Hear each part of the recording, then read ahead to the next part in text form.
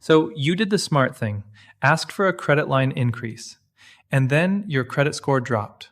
What gives? It feels like you're being punished for trying to be responsible.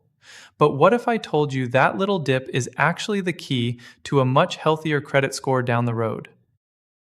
All right, so here's what's really going on. When you ask for a higher limit, your card issuer often does what's called a hard inquiry. Basically, they're taking a peek at your credit report, and that little peek can knock your score down by a few points. It's temporary, but it's still a little frustrating. The good news? This doesn't always happen. Some issuers will use a soft inquiry, which has zero effect on your score. And those automatic increases your bank sometimes gives you, those are almost always soft inquiries, so you can just enjoy the extra breathing room. Now, let's talk about the long-term win, which is all about your credit utilization ratio. It sounds complicated, but it's just the percentage of credit you're using versus how much you have available. This ratio is a huge piece of the puzzle, making up about 30% of your FICO score. Ideally, you want to keep it below 30%. Think of it like this. Say you have a $500 balance on a card with a $1,000 limit. You're using 50% of your credit, which is a little high.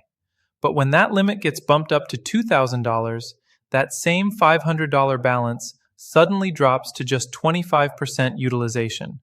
Your score goes up, and you didn't have to change your spending one bit. And that's exactly why taking that small, temporary hit from a hard inquiry is so often worth it. The powerful, positive effect of a lower utilization ratio will almost always outweigh that initial dip, pushing your score even higher than it was before. Before you apply for a credit line increase, check your real credit score, the one lenders use, and review your full credit report for errors that could be hurting you. You can access both almost free for 7 days. Don't guess your chances. Use the link in the description to get started and see where you stand before applying. It takes minutes and could boost approval odds fast.